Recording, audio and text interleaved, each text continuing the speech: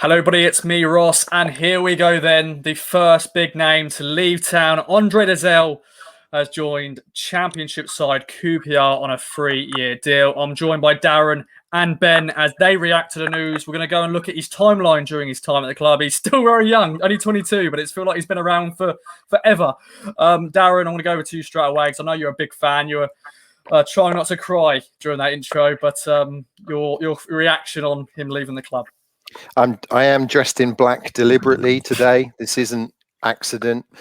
I'm gutted. I'm really gutted. I really hoped that he was a player that would have stayed with us. I've been a massive fan of his from the very beginning. His first touch is just gold. You can't teach it. The way he, like his dad, the way he moves, and how he plays the game. He's the sort of player that I love to watch. I'll pay money to see him. And we had players like Pablo before him who everyone moans about, but they're the types of players that they just do things that us mere mortals, who fancy ourselves on a Sunday league pitch, we can't do that stuff that they do. And so that's, I'm gutted that he left. Obviously I think it's a pretty decent price that we've got, and hopefully big cha-chings in the future with any sell-on clauses. But I would really loved him to stay next season because I'm a massive fan of his. I think he's class. And over to you, Ben. He's one of our own. We're going to expect maybe a few more of these videos to talk about players leaving. But Andre Dozzell, your reaction on him leaving the club? Yeah, I'm not as broken-hearted as Darren is about it.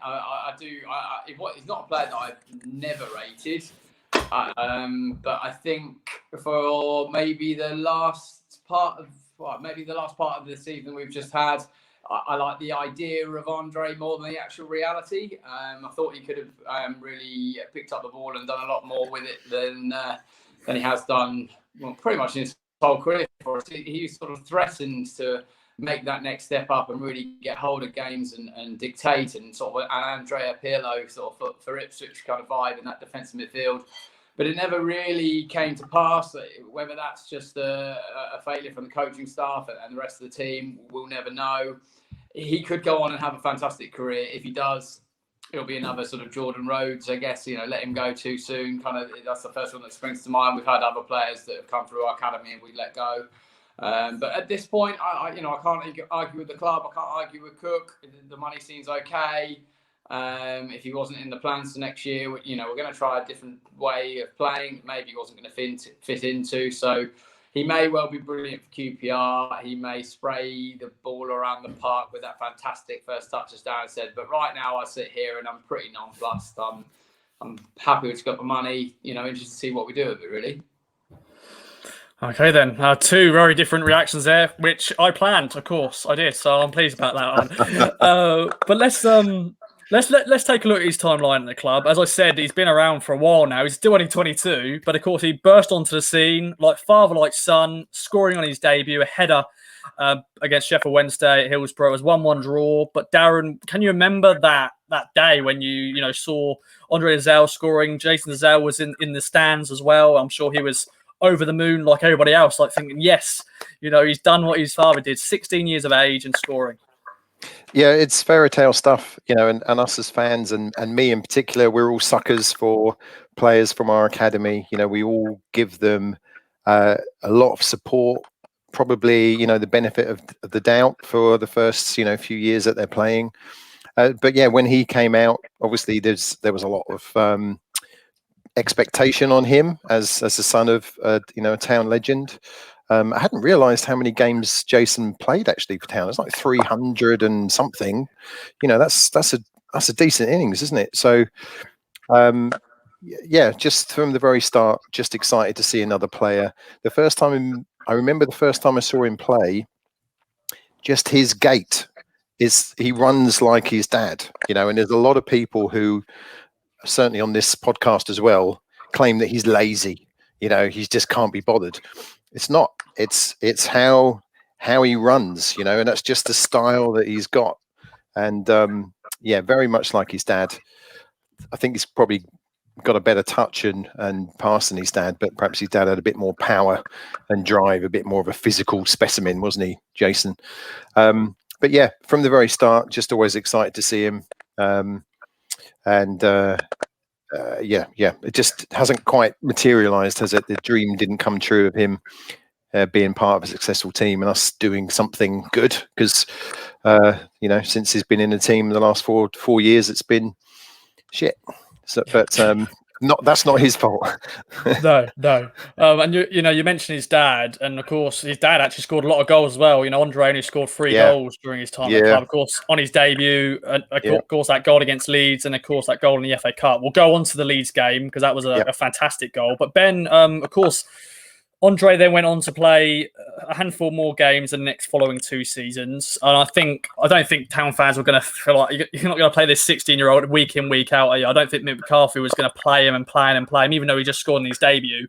I know a lot of Town fans will go on to, of course, the injury he suffered, which was devastating for him and devastating for the whole club. Can you remember when, did you feel like us, like myself, I was excited. I thought this was going to be his season to really break through, and then that injury against Birmingham opening day, just devastating for the young lad.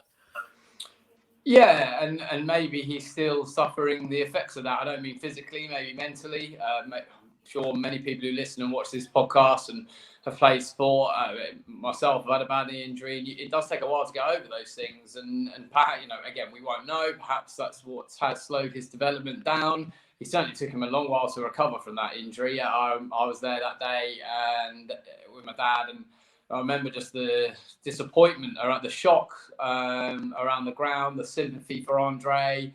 Like you said, Ross, everybody was expecting so much from him. I think, let's face it, maybe the goal against Sheffield Wednesday, the expectations went through the roof then. People just thought, wow, what have we got here? A goal-scoring midfielder, where it's come to pass where he doesn't, defensive midfielder really doesn't get many goals.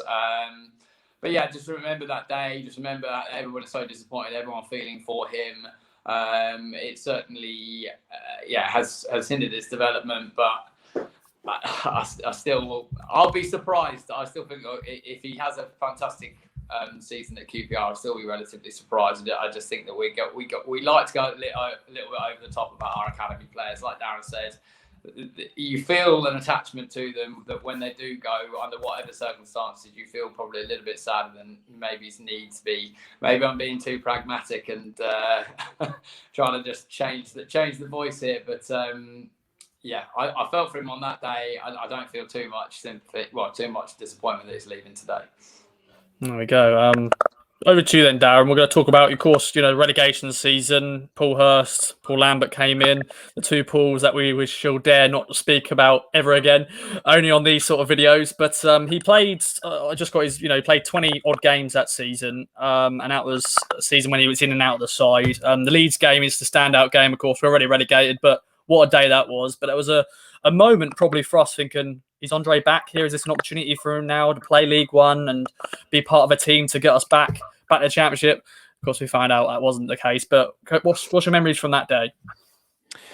That whole season, like you say, he didn't really get much of a run. Didn't play that many games. I think probably he was the victim of being the son of Jason Dozzell, who I think he was at the club at that point as some sort of coach or something. So I think there was a load of politics going on with Paul Hurst not wanting to back down and play him, and he didn't get sent out on loan, which might have been useful for him at that point.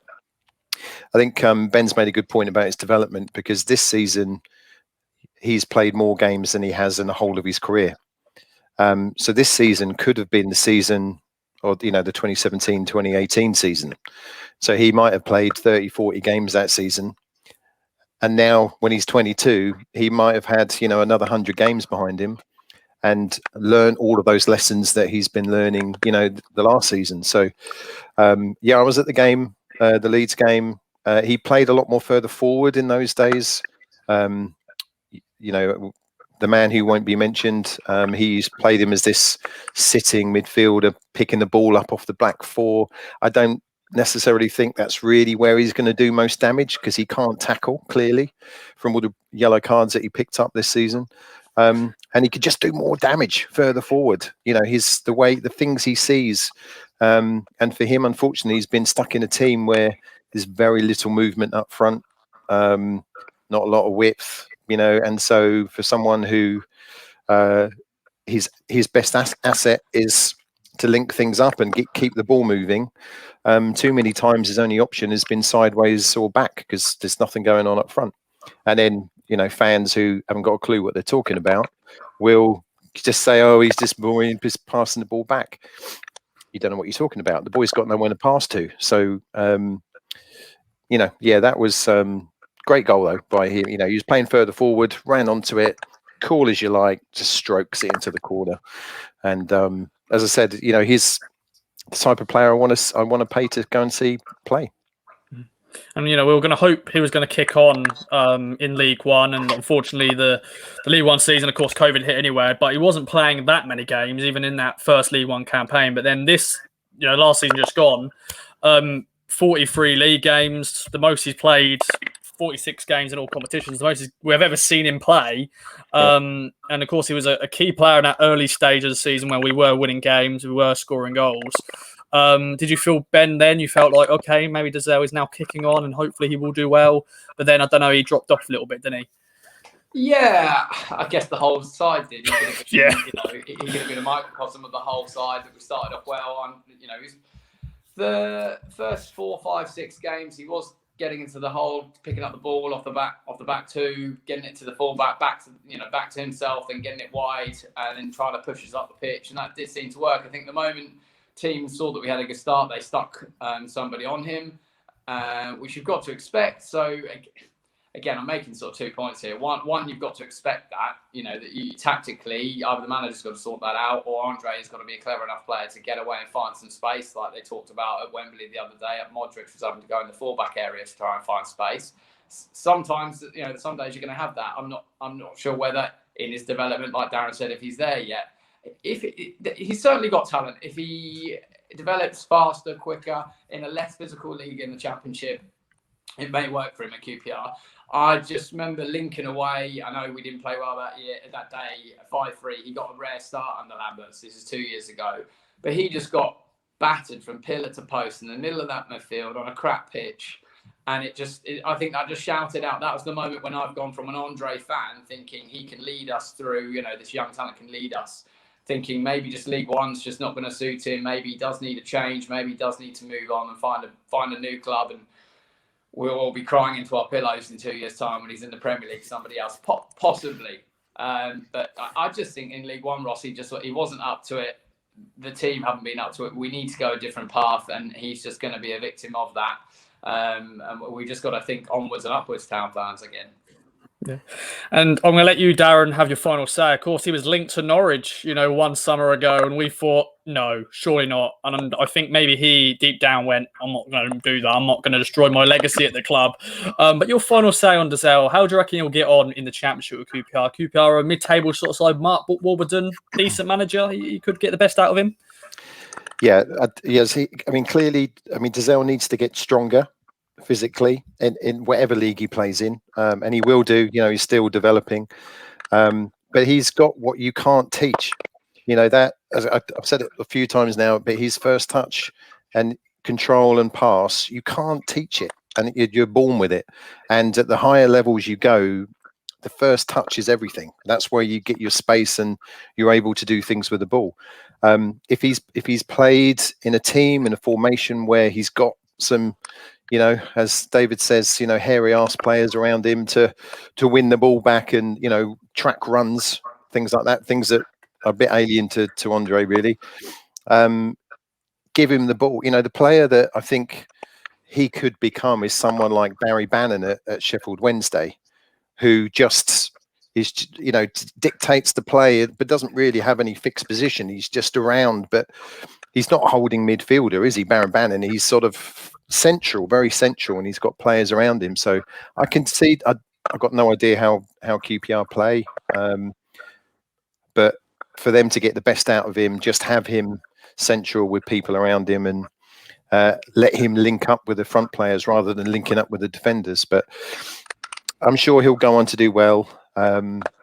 Best of luck to him from me and most of the Ipswich fans. Ben's absolutely right. There's no way really he was going to shine in a League One with the way that Paul Cook wants to play.